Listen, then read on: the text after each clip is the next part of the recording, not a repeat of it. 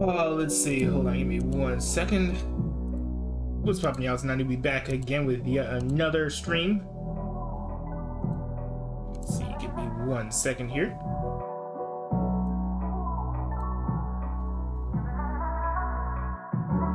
Alrighty. How's it going, y'all? What's popping?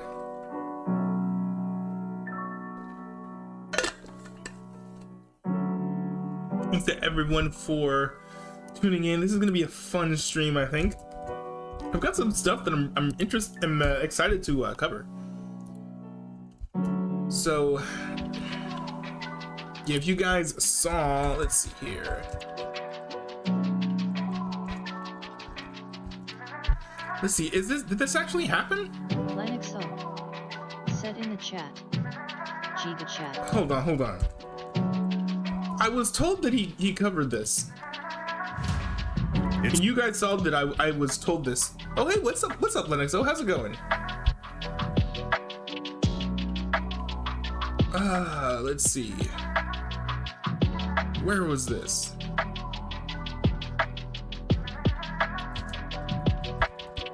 Wait.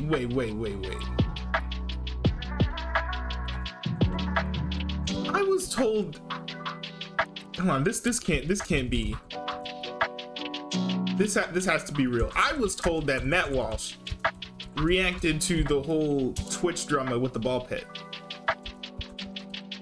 Did that not happen? I don't know if any of you guys watch Matt Walsh.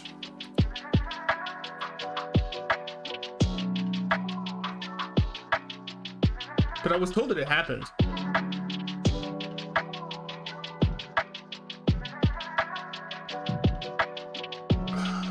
Where is this clip?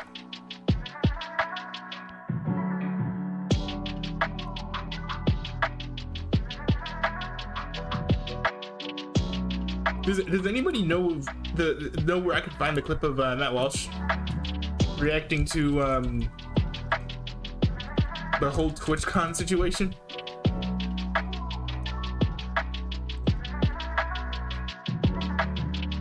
That's so crazy. Or did anyone from the Daily Wire? Because you guys saw the stream. Because Orban literally said that it had happened. Maybe I was directed to the wrong channel. Oh, let me set this to loop.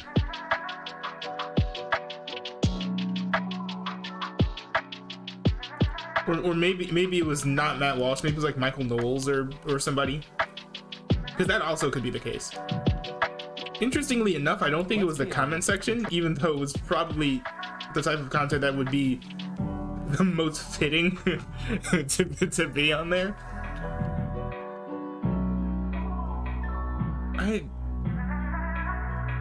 Yeah, why is there no... And you guys can see, I'm looking for this, I'm just not finding it. I mean, it happened less than 5 days ago, right? Like, it happened like a few days ago with the whole TwitchCon ball pit situation.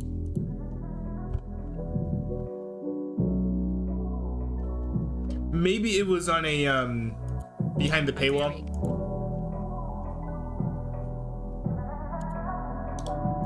It could be just behind the paywall, because the guy who told me about the whole ball pit situation and how the Daily Wire reacted to it, he subscribes to the Daily Wire. So it could be a Daily Wire Plus exclusive thing. But I do think it's pretty funny that the Daily Wire would even take note of the whole ball pit situation. I think that's kind of funny, because that's like not the type of thing that you would think that the Daily Wire would be spending their time focusing on. But what's going on? Oh, there we go. I'm trying to do some reacts today. Find some things to react to. One thing is, I kind of want to see what's going on in the world of Christian rap, just because I have not been following up on Christian rap as much as as closely as I should be. I actually got a comment on a video from my vlogs channel, which was like saying like, hey, I appreciate the fact that you made this video about Little Limbo. You should cover like Christian rap more. And like, to be honest, the commenter was right, because more people should be talking about like Christian rap. For as big as Christian rap is, there's like barely anybody talking about it.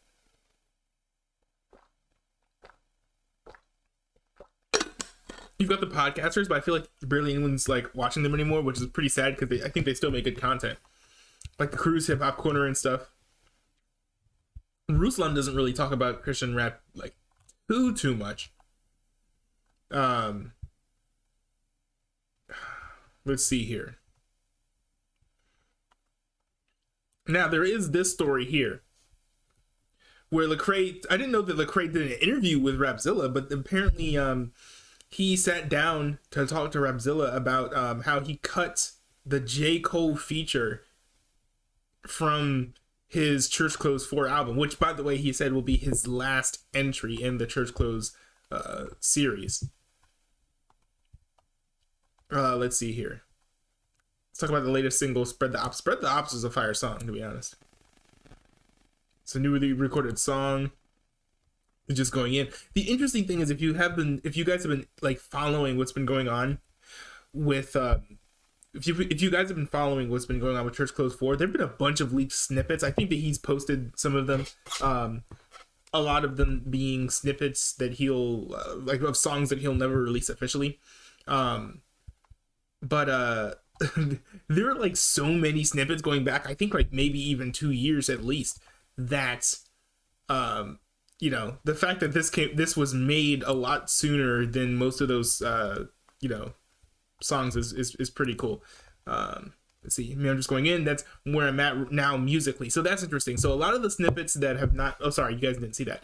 It says he said, "Man, I'm just going in. And that's where I'm at right now musically." Okay, so that's interesting. So that means that like for a lot of these songs, even though like a lot of the clips were fire, there's one leaked song from Church Clothes 4, which was just like a comp. Like basically, he was just like kind of mumbling like the internet, like he was like he was just like going like that. It was still fire, but I mean it's seeming like he's wanting to put out music that's where he's at musically right now. He's made a bunch of music, and a lot of it unfortunately is like kind of behind where he's at now. Hey, what's up, DJ LL? How's it going? Let's see, what was the direction and vision for the Spread the Ops video? It was definitely supposed to be black and white. We wanted to have things that would catch your eye as a viewer. Yeah, this music video was really well done. I'm not gonna play the whole thing, but like it's super artistic. And another thing I liked about it too, I think there was like this one part where like he, by the way, these visuals are great, man. This feels like what like a true Donda music video should have been. Like there's one part where he just like goes off on like the corny like manosphere type of like yeah, like the whole manosphere red pill thing, even though that's not what the true red pill stuff is, because it's a lot more political usually. But the whole like manosphere thing, he like kind of tackles that in this clip and from the music video. I think it's pretty funny. So does that too much for black woman after the black man?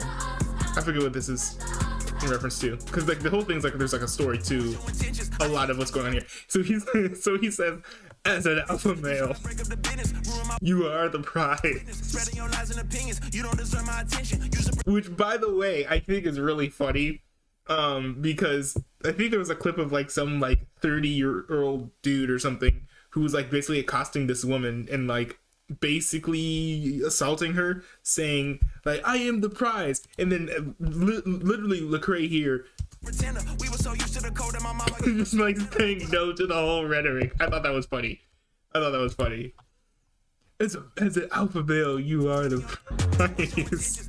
And apparently that's something that that Fresh and Fit says.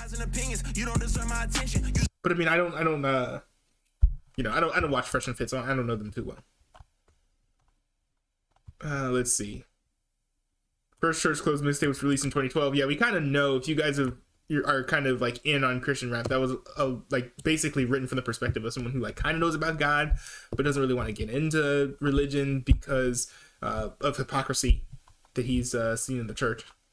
But yeah, here it is. You hinted at a potential J. Cole feature. What's going on with that? So my fans will be upset, man, but the song got cut. We had a dope conversation, and I left wanting to express those emotions in a song. You never know what can happen in the future. That's interesting. I find it interesting that the song got cut. I got the impression that his verse was removed.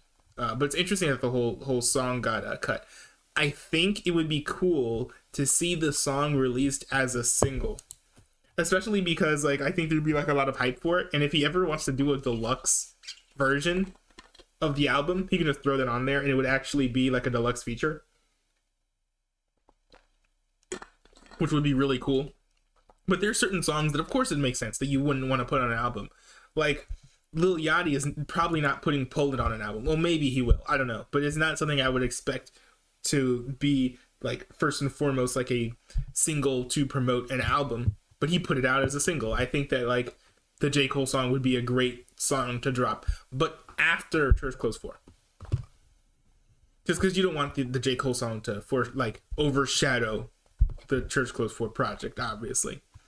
Let's see here. Interesting. What can we look forward to from the Reach Records roster? I feel like a lot of these questions are like, they're not like kind of crazy, but what can we look forward to from the Reach Records roster? Tadashi on his new album is taking risks. What Up RG's album is perfect. It is fire. It's very artistic, and it's like high energy. And I love listening to high energy music, but their songs on here, like one of my favorite songs is like kind of just like an emo chill, not like emo, but it's like kind of like a more emotional chill song with like guitar strums and stuff. So like, it's really good and it's easy to enjoy. But also 1K album, that album was great. It's such a great listen. It's like if New Hollywood was Donda, 1K Feud is CLB, and not in a bad way because I mean honestly, I have not listened to CLB. I don't really listen to Drake, but like What Up RG is like very like artistic, but also very like chill and relaxed. And 1K Fuse album is very much like not like aggressive, but like high energy, like hype, you know, like rap music. But yeah, that's fire. Yeah, the Father Abraham by What Up RG. By the way, if you guys haven't heard it yet, definitely check it out. Or not What Up RG, 1K Fuse. Sorry. It's just like, I don't know. It's pretty fire. It's pretty fire. Let's see. Actually, Little Limbo put out a music video that I wanted to check out. And I wanted to react to on stream. Now that I'm kind of like covering like some music right now, might as well play it. This here is Faceless by Little Limbo, which by the way, I've played some of his music on stream. You guys have kind of vibed with the music that you heard, so I think that you'll probably dig this. I haven't seen this video yet either, so this is kind of like a blind react. Now this he put out an EP and he like tears this apart, and the beat is insane too. So like this is my favorite song from the EP, so I'm looking forward to reacting to this. And I really don't like you, in case you were wondering. Classic Little Limbo energy. I'm walking in the car, I'm making shit. For some money, show me how much I'm inside. I'm paranoid, I believe it. And I think this was produced by Qbox. Like this sounds almost nothing like stuff that Qbox has made. Like it's the same genre, but like stylistically, it just doesn't sound a whole lot like stuff Qbox has made. What a price! There's not enough stickers in this place. Let them touch me, I'ma turn them in a case. God, Millie, homie, this is not no maze. Let them run, I'ma show you how I race. Pull up on me, homie, you can make my day. I ain't fighting I like how like the video very much matches the energy of the song. I do think some of these effects are like a little bit much, but that's also me, and I don't tend to like watch too many of these types of music videos, to be honest. But I mean, I also don't watch like tons of music videos in general.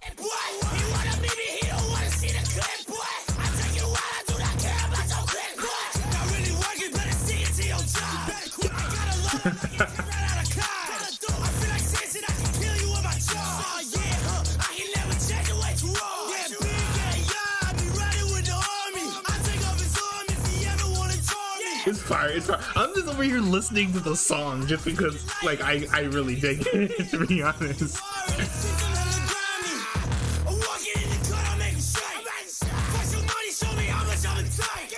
I will say that the I think the shot changes are like a little bit much, but then also it's a very high energy song, so it's not like, it definitely makes sense that there'd be like some scene switches.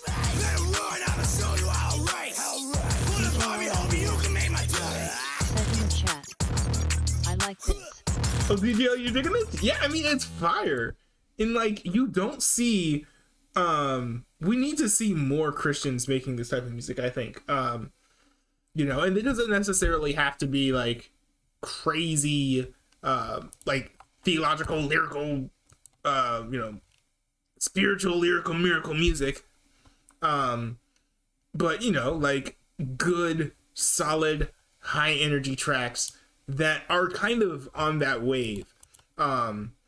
Especially with like the rage stuff like kind of hitting now. I know that there are some people who are doing like the rage stuff that's like, I guess, a little bit more like vampy, I suppose, in the Christian rap sphere. But one thing that's funny is like, I feel like the whole Christian rap infrastructure is kind of like non-existent, and I think it needs to come back. The only Christian infrastructure, like Christian rap infrastructure I know of, is a Discord I used to be in that I left because I was getting too many notifications because the Discord was popping. But now I kind of want to get back into it. But I need to reach back out. Qbox, who is Little Limbo's producer, I'm friends with him on Discord, so I'll probably just need to reach out to him, kind of get ask him for the link again so I can join again. Let's see. Oh my goodness. I wanted to do reactions. I'm kind of like, okay, chat, let me know. So I can either do reactions to some clips and some videos, or I can talk about some shows that I've been watching. Because I have been watching some shows. I finished, okay, actually, you know what? Not even asking. I'm talking about She-Hulk because because that show was absolutely terrible. I would have trouble describing how bad that show is. There are like, let's see here. There we go. I have a new spoiler warning thing that I'll be showing off. So, spoiler alert, this will be running so that if you ever pop in, there's spoilers for She-Hulk season 1 in here. She-Hulk is absolutely terrible. There's no reason for the show to be this bad. And I'll show you guys something real quick. As I've been watching this series, I have been leaving behind some ratings because I kind of wanted to track, you know, how the show has been going over the course of the series. And one thing I found is that on this website that I use called tracked.tv, you can actually like rate individual episodes and write like little like reviews in the form of comments under each episode. So that's what I've been doing. I have a profile on this website called Tracked here. And you know, I think my username's like Nanuvi or something. And I haven't given the season an overall rating yet, but I think the ratings that I've given each episode tell the tale. The pilot, the first episode, the episode that's supposed to kind of hook you in and be like, oh yeah, check out my show, 4 out of 10. It was bad. Then the next episode, 3 out of 10. Worse. Episode 3, a little bit better, 4 out of 10. Now this one stood out to me because this was the first one where we actually got a fair bit of Lennox like good said in the chat, good Hey Giga Chat, good content. Did Boy see the recent Um, episode of She-Hulk? And Lennox you know, the humor, I Said in the think, chat, especially kind of started to Asterisk hit Hulk. in this episode, but still there were just like some bad things about this episode that were just it was pretty sad. Then you had Mean Green and Straight poured into these, which this episode was about as bad as its title, 2 out of 10. This episode was the first one that was like genuinely, completely, like almost good. There was a lot of really good stuff happening here. There was a lot of really good stuff also happening in The Retreat. Episode 8 is good, but it feels pretty sad because it's literally just a like a backdoor pilot to the upcoming Daredevil show. And then we have the series finale or season finale. I hope it's a series finale, which is 3 out of 10. Bad stuff. And I feel bad.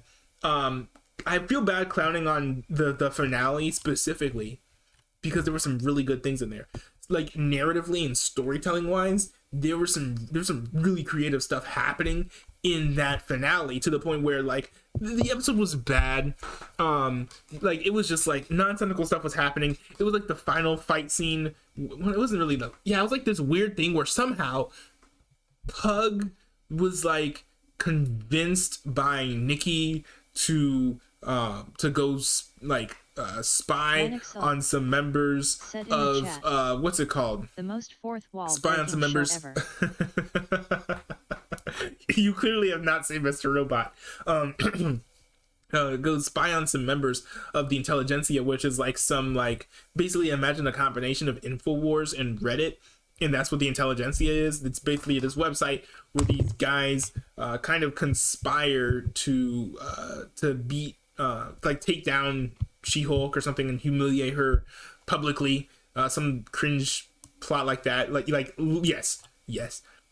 Single male Redditors are the villain of She-Hulk, which is pretty sad.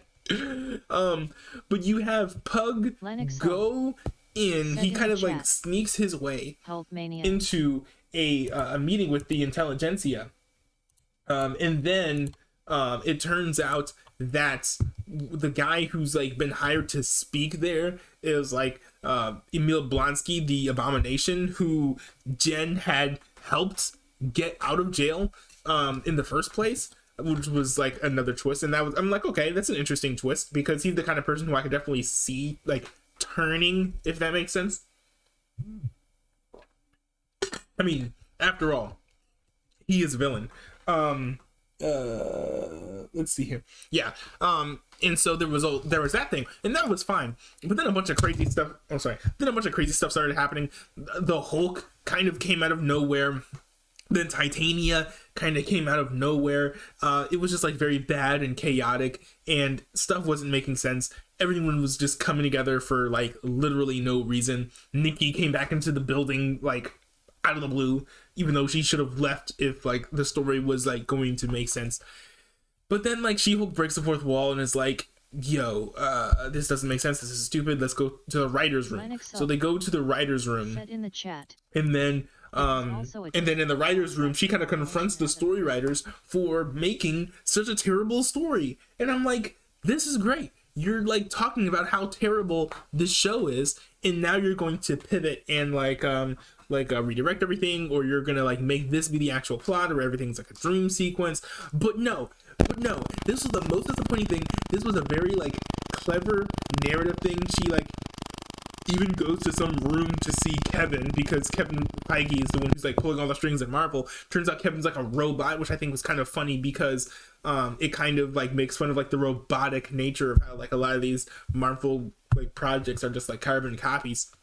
I even thought that was good. I know a lot of the people, especially if you look at like the nerd-erotic and quartering realm of the internet, were not fans of that, but I thought that was a good choice. But the problem was they used that whole thing to basically cop their way out of ending the terrible story that they created. Like what they did is like what I would have done, or what I think I've actually probably seen this happen with fan fiction, where you write this long story and then you come to the end and you don't know how to finish it, so you'd be like, oh, actually that didn't happen. Said in the chat.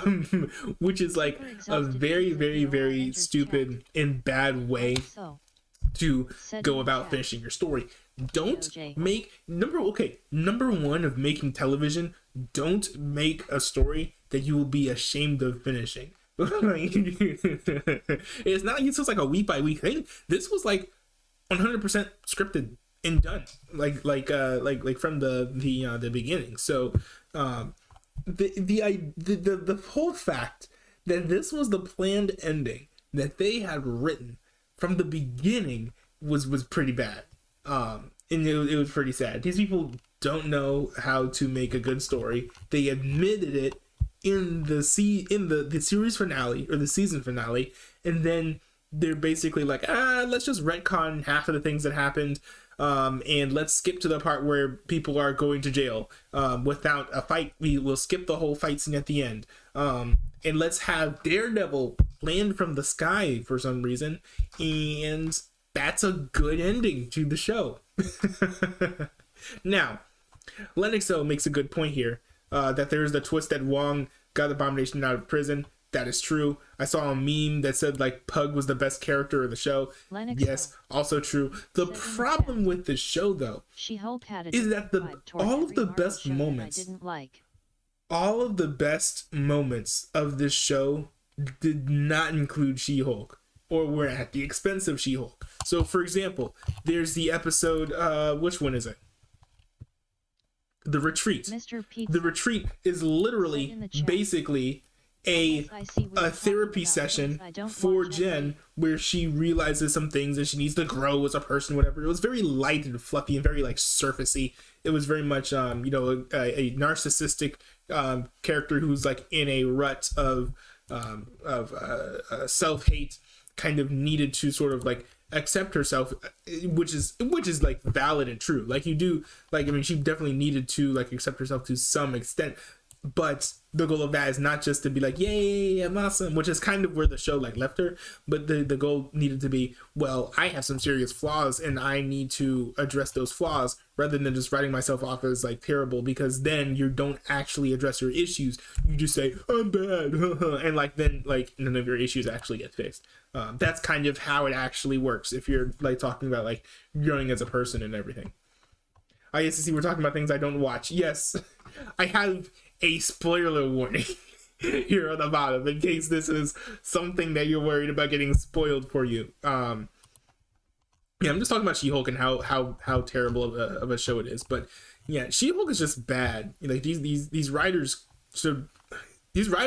did not need to be writing the show. They needed therapy, and then maybe they should have come back. But like, especially like a lot of the messaging for the first half of the season was men are bad, men are terrible. The villains of the literal villain of the show is men typing mean comments on the internet. Is just all very sad and lame. I think it makes women seem pitiful because they can't. They have to like always be fighting the mysterious man. They have all these nearly insurmountable villains. A lot of the main character's issues that she was fighting about and complaining about society and everything, she doesn't even make any steps towards fixing it.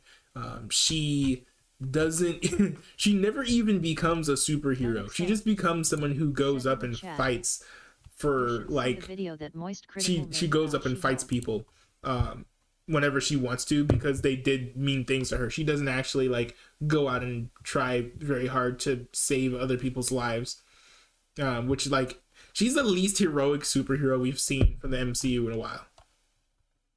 You should see the video that Moist Critical did about She-Hulk. Wait, did he do a video about She-Hulk?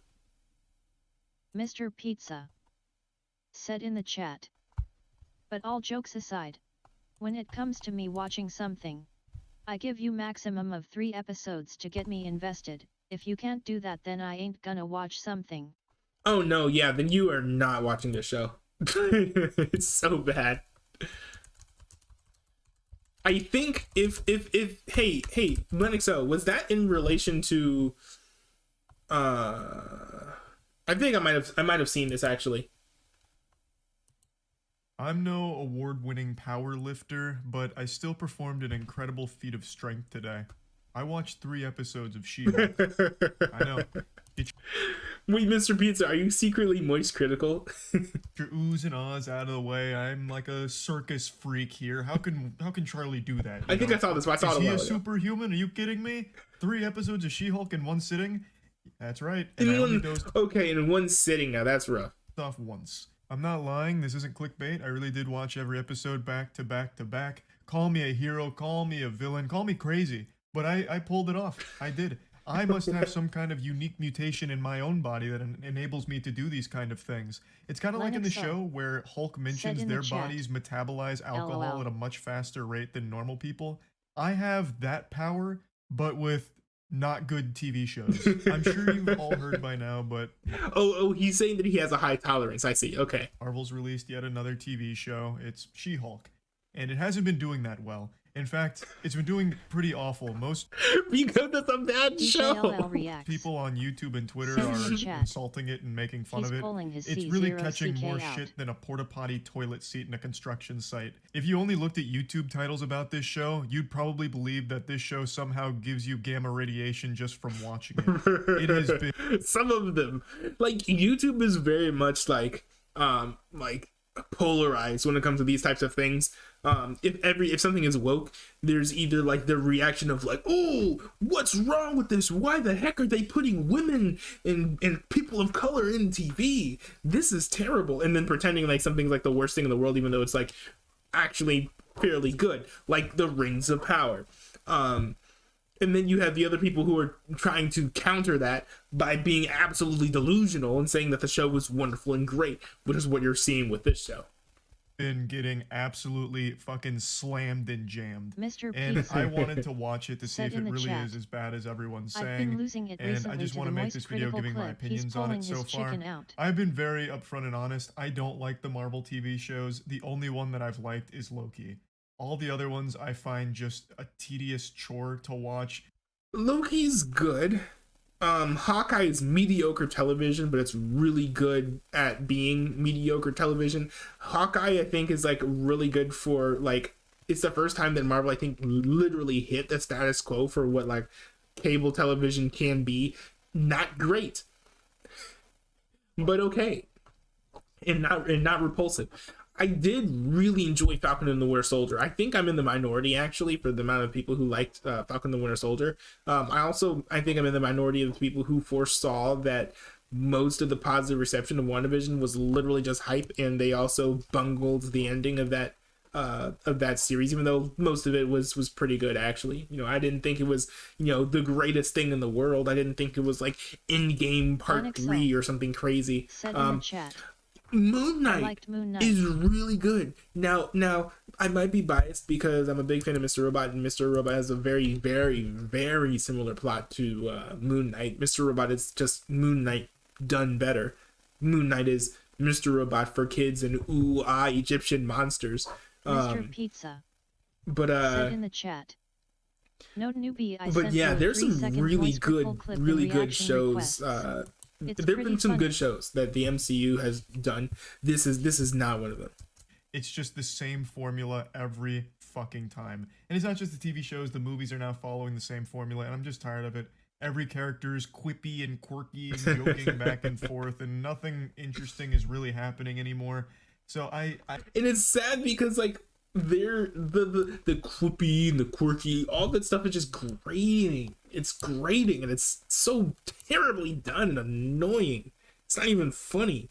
It's just being like a jerk. And like that's supposed to be funny. Ha ha, you're a jerk, you're mean. Oh, you're dumb.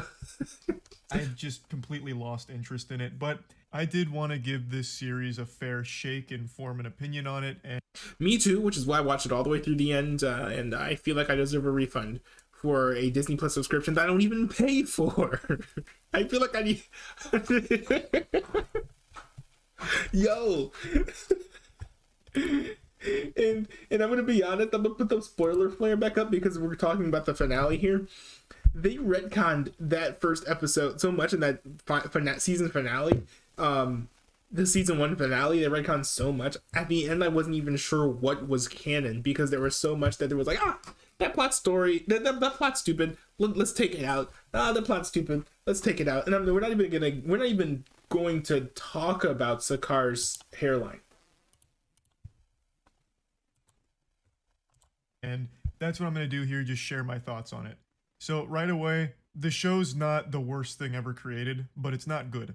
This is a very sub-mediocre show. The biggest crime this show That's DJLL pretty genuine. commits Said is in the being chat. boring. There is Orange is the New Black is a nothing banger show. interesting that's happening in this show whatsoever, nor is there even any hints of anything interesting around the corner. It is very much like a CW show, visually and in terms of its. No, CW shows don't look this good, and they also have they make more sense narratively as the part of a broader story. I think Lennox there's a little bit more cohesion in the chat. CW show, and I'd say this as Bro, having the not seen She-Hulk most of the finale CW made shows, parts of the but I've story seen, not I think, the canon. vast majority of season 1 of Superman and Lois, and I've also seen the complete season 1 of Stargirl, and both of those have very consistent story beats. The CW shows are way better than She-Hulk, at least those two, to be honest. Stargirl I've heard is abysmal, but you know, Stargirl is way better than She-Hulk. Just watch Stargirl if you want to see a show about a female superhero that's very cheesy and kind of cringy. If you want a show that also has some fairly enjoyable parts. writing. The CGI in this Yeah, exactly. She-Hulk finale made parts of the story not canon. It was very stupid. just absolutely broke my heart. I could feel the carpal tunnel, the over exhaustion from the workers that are forced to work on the CGI for yet another Marvel show. It is clear through their work that they are tired. They need a break because they're not even fucking trying. Like in the very first episode, a fucking spaceship, floats Mr. down and it Pizza looks awful. It Said actually in the looks chat. Yeah, they I feel didn't like I would explain end up that liking She-Hulk at if I all. watched it And the because thing I is, don't I watch think a lot that of Marvel that stuff. too is something that was retcon, because here's the thing. Okay, here's the thing. So the first episode, right? Spaceship hits She-Hulk and or hits Jen and Bruce, and they go crashing into a ditch, and then everything happens, right?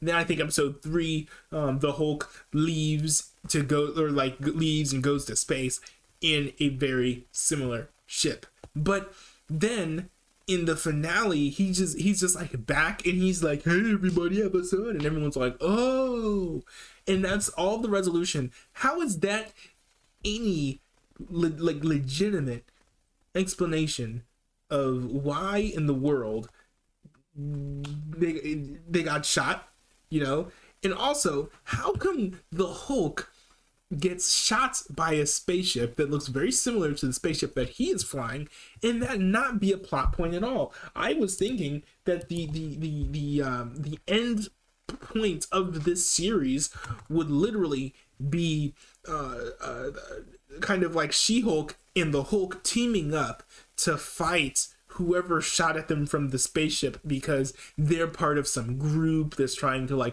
do some sort of superhero villainy thing against the world, make it all shadowy and dark and scary and evil or something, or terraform the planet, or I don't know, burn people alive, any number of random, very generic superhero villain goals. But no, what we ended up getting is there was no end. We got nothing. This finale gave us no payoff for any of the seeds it planted. It planted seeds for Jen being a superhero. We didn't get that. She just ended up being a kind of selfish with her powers, changing forms whenever it suited her best, and never really using them to help others in need, unless that was also something that would benefit her or improve her relationship with somebody else. We also had, I think, seeds that Nikki was gay, which you don't just throw into a show if you don't explain that aspect of the character. I'm not someone who's woke. I just don't think that you should throw in seeds to a plot point and then just ignore it. Especially when it's the kind of throwing in seeds that is very natural for that to be like concluded and have a payoff for.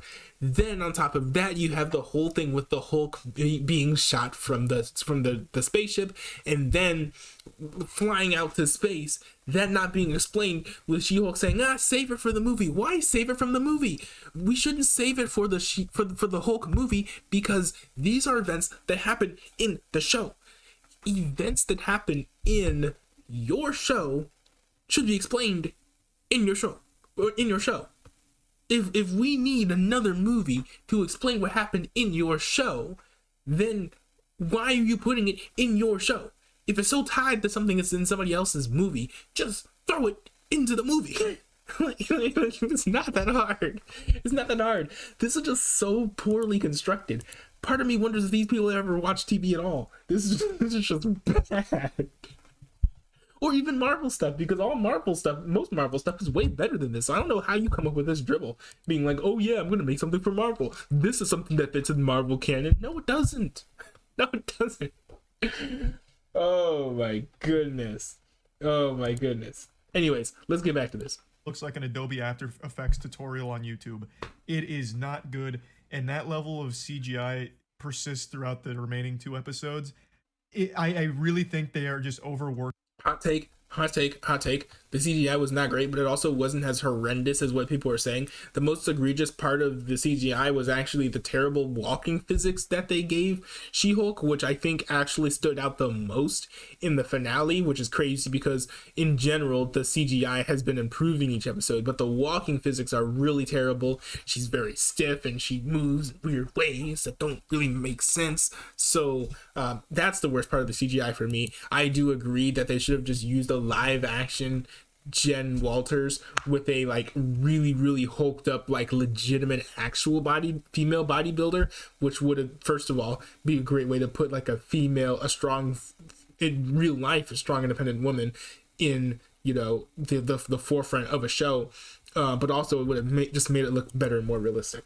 Working their teams now, and they're just constantly like pumping shit out, and now, I will say, there have been crazy delays. Pretty much all future Marvel projects, except for Black Panther, have been delayed.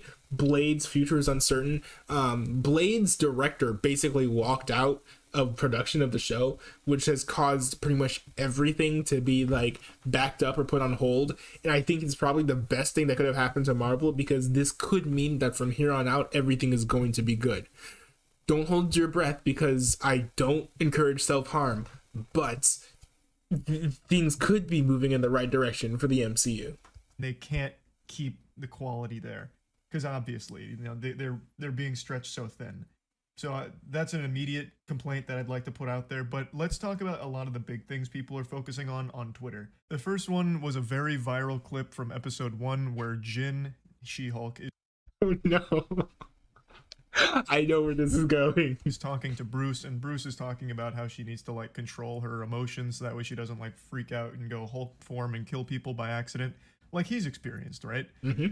She took great offense to that, saying something along the lines of, I'm great at controlling my emotions. When I get catcalled on the street, or when men try and critique me in my area of expertise, I'm always having to control my emotions and my anger, and I do it much better than you, Bruce. Which is just really fucked up to belittle Bruce. I don't know why she would say that, or why the writers would put that in there as like a slap to Bruce, a character with by far the most trauma in the MCU. It's like so most weird. recently, he just lost the love of his life, and he has the only canon suicide attempt in the MCU. Like, it's totally fine to highlight Jin's problems and things that she's experienced that make her upset. We're talking about like the darkest character in the whole MCU right now. But why then make it like a competition of who has the most trauma and say like, I control anger better than you?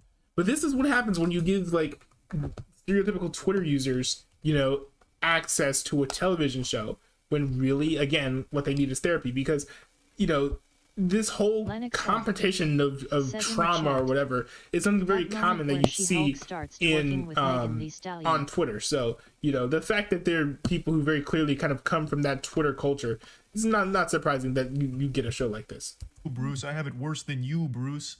Like that's so fucked up. It's downright disrespectful. So there's a reason why a lot of people were mad about that clip, and seeing it in the context of the show does nothing to make it better.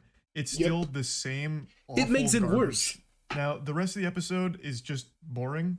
It's not very interesting, and they set Jin up as a very unlikable protagonist. Her whole attitude is, That's because she is. She stays unlikable for the entirety of the show. I'm better than you in every single way, Bruce, and I'm just going to keep insulting you.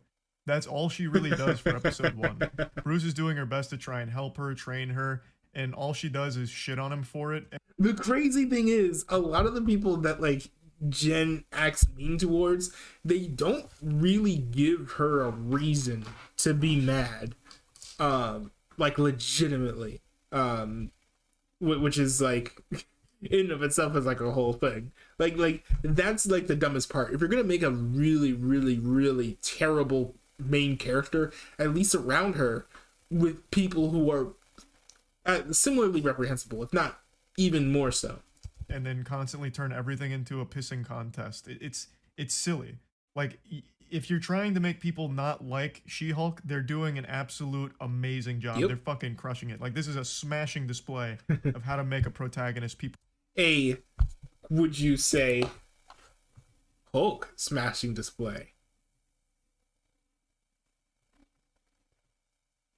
Okay, I'm sorry. Okay, I'll stop. Will root against. My biggest complaint by far with this show is the writing. I really just can't stand it because it's very generic Marvel. That moment where She-Hulk starts twerking with Megan Thee Stallion, exactly. Yo, wait, did you guys see the clip? Marvel put out this insanely embarrassing clip as like a triumphant post, like the kind of post that you would, with verbiage that you would see from like a, hey, look at us, we've finished Said this in the chat. season. Garrett. Thanks everyone for tuning in. This is what they post, and I'm not even joking. We have one more clip. Hold on, let's see. Is there a way I can get this in full screen? Hold on, I'm pretty sure I can get this in full screen. Give me a second here. Or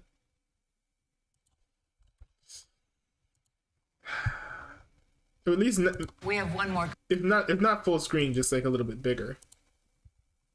I want to see if I can get it to be a little bit bigger.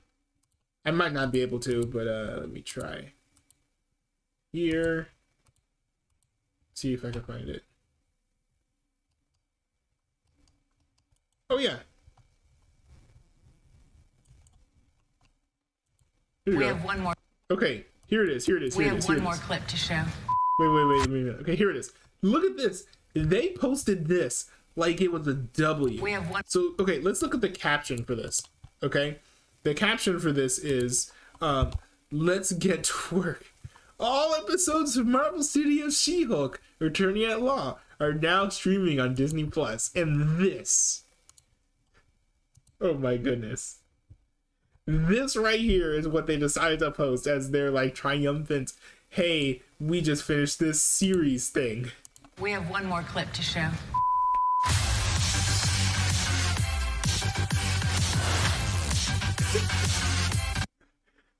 What? Come on, load, man. Come on. Hold on. Hold on.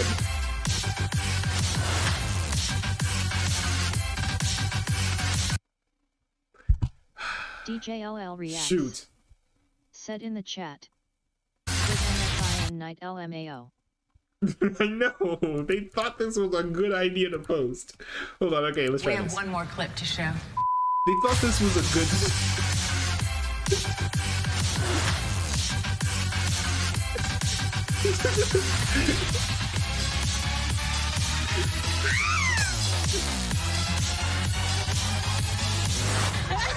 How long do we go?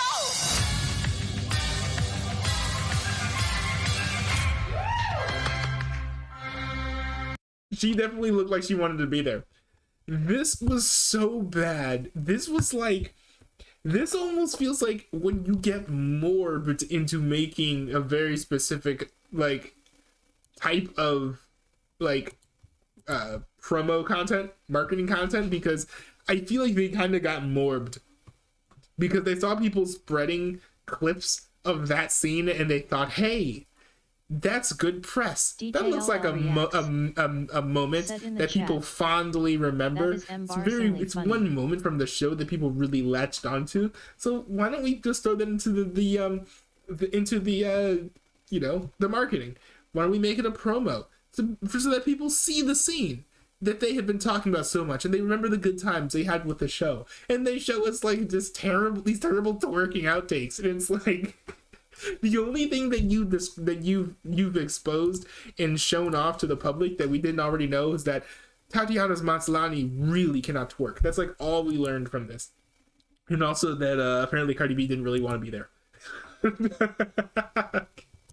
Everything is superseded with a joke or some kind of quip constantly. Now, I get it. Comic book fans had a whole bunch of copium about this show, like, well, actually, She-Hulk in the comic books is very wacky and zany. She's always making jokes, so it makes sense. And you know that her what's show- funny? This actually what made me the most upset about this, because people say that and I still believe them, but that's not what we got in this show. We got this very arrogant, self-obsessed jerk who refuses to be a superhero because it's inconvenient for her professional life. This is literally what we get. We don't get this fun, quirky personality. We get this woman who hates all men walking around and rolling her eyes whenever a man dares not to worship the feet that she stands on. But also, she very clearly has some very specific issues. So she also is desperately trying to sleep with any man that she can find. Like, there's this character is both so broken and so like terrible that it's hard to root for her, except for the fact that the villains exist. be more comedic in tone, and that's fine. Like, that's great. I'm super happy to hear that, but I am so tired of it. Legitimately, the last thing Marvel needed was yet another comedy. Everything they make is a comedy. I don't think That's there's true. any lunatic out there that was just like, oh man, I really like Marvel movies and shows, but they're just a bit too serious. I wish they'd give us something a little goofier, you know, a little light. Like Moon Knight, I think was a rousing success, and Loki, I think was a rousing success, and both of those I think were largely serious. Loki had some jokes in there, but I think at its core, it is a serious show. I also liked Falcon and the Winter Soldier, which I think was a little bit more serious, even though I had some funny. Now that I think about it, I think everything I like that the MCU has done so far has just been more serious. Why don't they just make stuff more serious? It seems like when they make stuff more serious, it's actually better. None of the Like, I've heard that Werewolf by Night is apparently like really good. It's like the second or third best thing that they've put out so far, and possibly the best MCU television thing that they've released. It's a television movie, by the way. So that kind of shocked me. And I'm kind of looking forward to watching that. I think I'm gonna watch Werewolf by Night on Halloween, maybe, or closer to Halloween, but that's kind of cool. Lennox O. Said in Didn't the second chat. season of Loki get postponed? Didn't the second A lot season of stuff Loki got get postponed, because of the whole situation that I mentioned earlier. But if that got postponed, then that's probably good too. The best news of the MCU that you could possibly get is that something was postponed and delayed. That's the best news that you could get. Let's see here. I don't see anything about it being postponed. Yeah, I don't see anything about it being postponed. So, anyways, let's continue this video. I've characters been on it left for in like the an MCU hour. have their own personalities anymore. They're all following the exact same formula. Every single character is a jokester. They're always fucking joking. And it's like not good jokes. It's just like the most obvious cookie cutter recycled garbage over and over again, just being refed constantly. Like, just so tiresome. I can't help but roll my eyes. Even the villains now are just kind of like an extension of the heroes in that they're always joking. Like, nothing is being taken seriously to even the slightest degree anymore, it feels like. Even the fucking Abomination, who's in this show, is just another clown. Like, he's just making jokes constantly. Talking about writing haikus as well as his 7 soulmates and this and that. Like, I don't think. Oh, no. That works because he was being serious. Like, he's kind of a crazy character and like a weird person. That's like who he is. Yeah, I think that works. personally. It's just too much. It's like going into a middle school classroom during a substitute teacher where every student's trying to make like the best joke all at once and they're all terrible. It's fucking it's painful. And I get it, this show is supposed to be more comedic because it's certainly not focusing on any kind of like action or like a bigger world building so far. This is a That's very true. self-contained unit that has other elements from the MCU like Wong. And I do think that's nice, unless there are major repercussions that this show has on any future Hulk movie. I think that I would actually recommend. This is the first time I would actively recommend somebody skip something in the MCU if they're like thinking about getting into the most recent MCU stuff past Endgame. I don't even know if I'd recommend someone watch the entire MCU anymore from the beginning to end because it would take too long. I mean, Abomination, Bruce, but it's very much just like a sitcom with them. It's not like a law drama, so they're not focusing on any part of her being an attorney. There's very little of the show that is involved with the actual like what's going on in court. Like, yes, it's here, but it's very rudimentary. It's not like anything super compelling. It's really mainly just following She-Hulk as she makes jokes with people around her and becomes a superstar. And now they've It's brought in kinda like sad. so many other super powered people. There's a tiny little side plot where one like chauvinistic asshole was dating a shape-shifting elf from Oh, Asgard yeah, who I was remember disguising that, I remember herself that. as Megan the Stallion. And the And thing now that he's annoys stewing me, her for the thing that annoys me about that plot line is that they could have used that scene to make a very poignant like statement about the modern dating scene and catfishing in particular, because catfishing is something that's very real that happens all the time. And that was a golden opportunity to be like, hey, like catfishing is really bad. Like this dude is kind of like lost like tens of thousands of dollars because this woman kind of tricked him into thinking that he was dating Megan the Stallion. And I think it was something that I would have assumed was pulled out of what's going on in culture right now, and they were kind of using it to make a point. Like there's so many like bones of good story devices in this show that are just wasted, and that was one of them. Like they could have been like, hey, this is a form of fraud and it's bad. Don't catfish people. That's mean. But instead, they used it as a moment to sort of like belittle and mock a man for thinking he could ever get Megan the Stallion. Like, for it, and Jin's used in court to testify that guy's a chauvinistic asshole who's so delusionally thought it could have been the real Megan the Stallion. Exactly. It's all just so fucking dumb. And this is where another big viral Twitter clip comes in of people making fun of the show. At the end of that episode, that's episode 3, there's a post-credit scene where She-Hulk is twerking with Megan Thee Stallion. It's the morbing. It's the morbing. And yeah, you know what? It's pretty cringe, but it doesn't bother me. I don't care. It's a post-credit scene. Let them have fun. I don't know why people are making a big hoopla about it. Like that, I have no gripes with that whatsoever. It's not something that had me giggling or getting hype, but I wasn't like upset by it. I wasn't mad about it. I mean, plenty of post-credit scenes in Marvel have been really fucking silly too, so Yeah. I don't think there's anything super different about But they've been actually good. There's a difference between good and silly, or bad and silly. Bad and silly are two very different things. that. It's just the whole show itself isn't very good. To me, this whole show just feels soulless, just very robotic and by the numbers, as if they just took a random character from Marvel and plugged them into an MCU media algorithm and it pumped out this entire script in a day. All just written by I'm almost AI. inclined to not agree just because it's so much worse than most of the other MCU projects. All just very formulaic. It feels like there's no passion behind it. It just feels like it was made because they need to keep. No passion. Do you not see the misandry in the show? This whole show is driven by the hatred of men. This show would not exist if the main characters didn't hate men. It would exist. And part of me is like, it would exist and it would be better. But also having seen other episodes where there weren't like these, villainous men, kind of makes me question that, because it's just the best that this show has pulled. And I'm not counting the the Daredevil backdoor pilot, because I'm pretty sure most of that was written and done and whatever by the folks who were making the Daredevil show. But like the best that this show did was 6 out of 10, which is pretty sad for a show that like is like in the MCU. Making Marvel stuff to keep people subscribed to Disney Plus. So they just pump out as much as they can, as quickly as they can, for as many characters as they can, to keep that train rolling. There's just nothing at all happening right now. At the end of episode 3, she does get into a bit of a fight, a little scuffle, which is the first fight of the show outside of episode 1.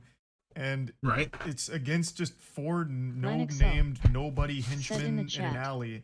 And they're The show's wielding passion was crowbars directed to and the hatred of men. Wow, Dude. never thought of it that way. What the heck?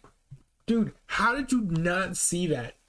How did you not get that? Like, the whole point of a good portion of the show, especially season 1, is that like men are terrible, bad, and awful, but also women desperately, this woman for some reason so desperately needs men to sleep with her.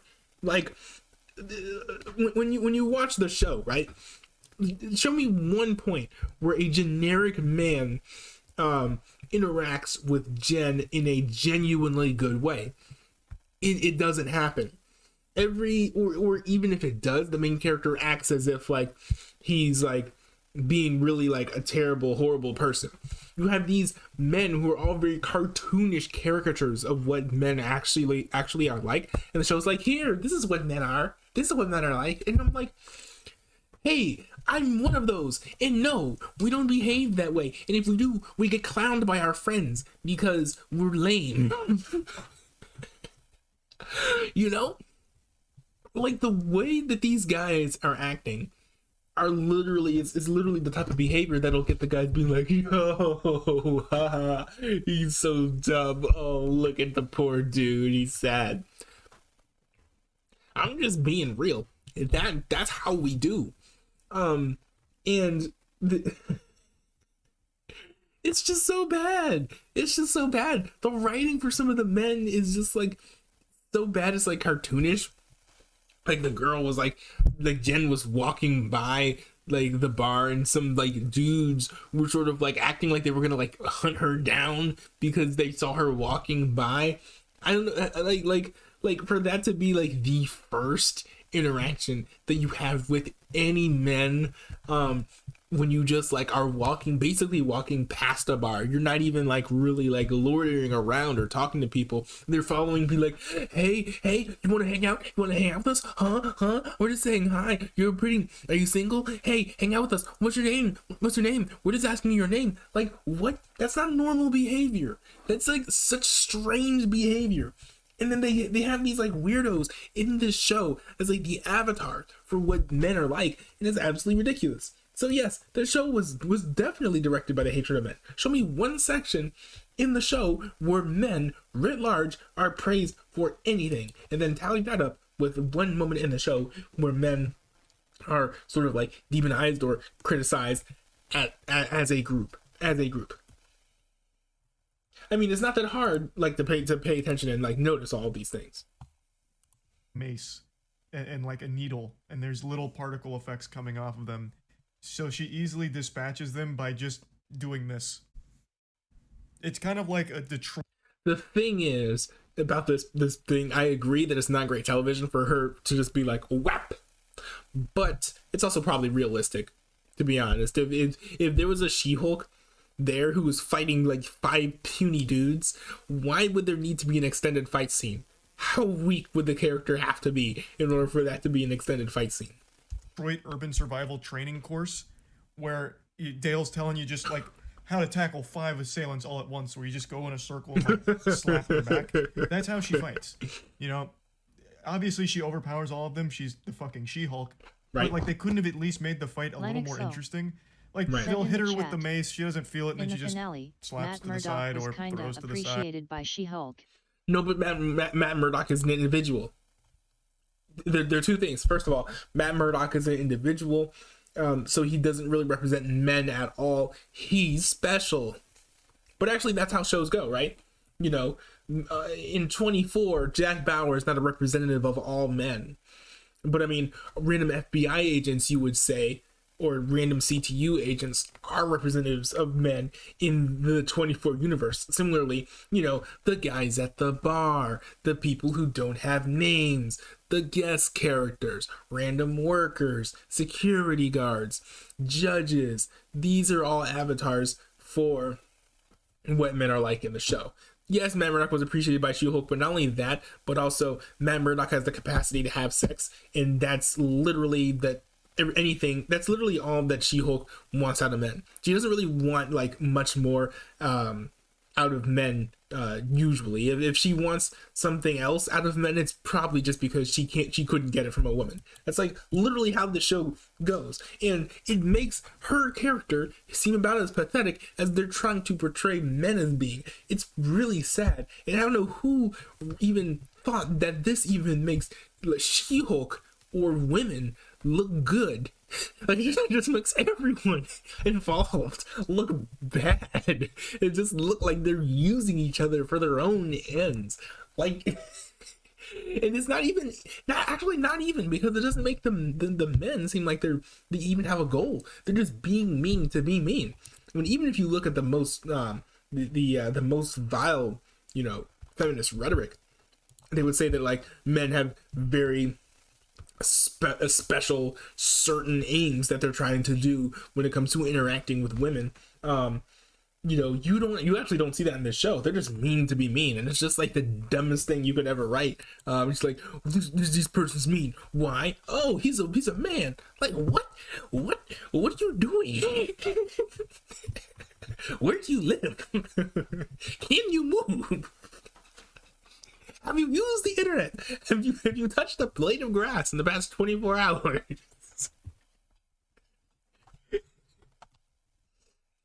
Or throws up, and like that's it. It's just the action's not fun to watch.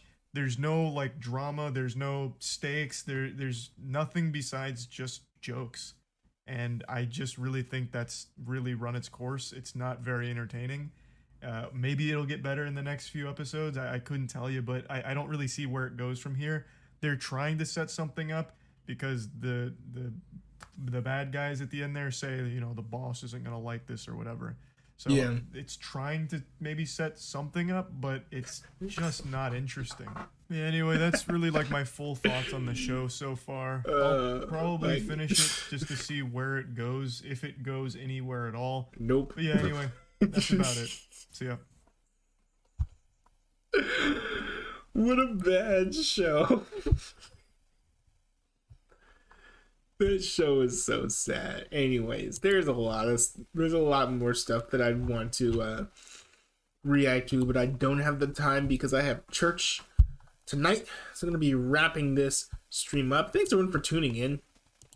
Maybe I'll read some of your guys' chats as we ride this out here. I thought there was something I saw in the chat that was completely irrelevant, but it was interesting. Oh yeah. DJ LL said Orange is the New Black is a banger show. Is it good? I mean, I heard it's good, but I mean, there are a couple things with that. First of all, I don't know how good it would be, or I mean, I don't know if it's something that I would enjoy. Said in the chat, jolly bad show. Jolly bad show, yeah. First of all, I think Orange is the New Black, I don't know if it's the type of show I would like, to be honest. Is it like a comedy? Modern comedies for the most part suck. So,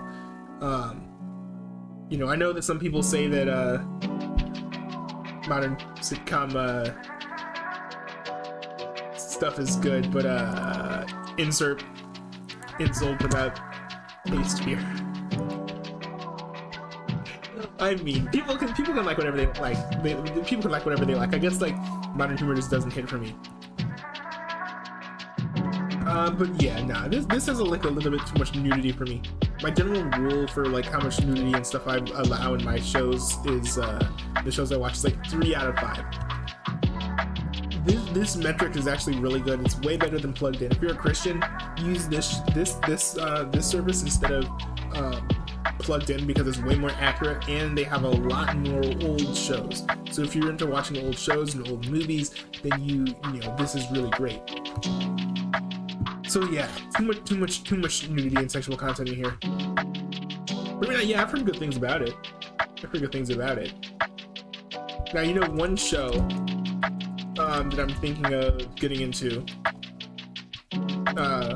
it was recently announced that they'll be releasing Blu-rays in the UK for this, even though it is a,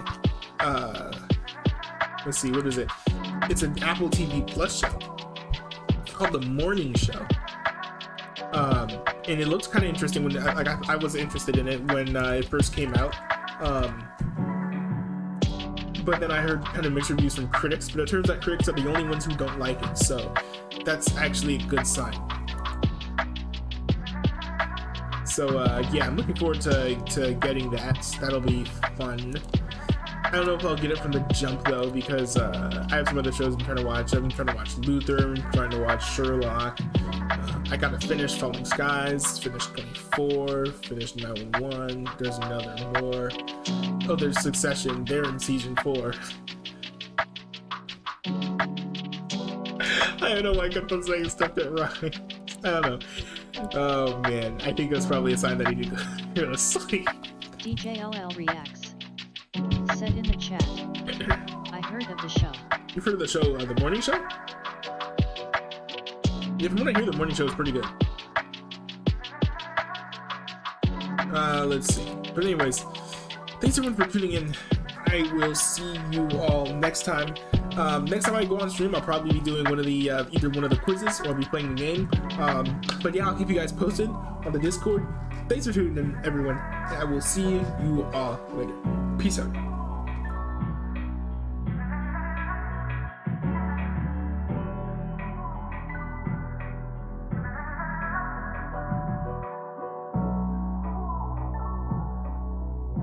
DJ LL reacts. Said in the chat.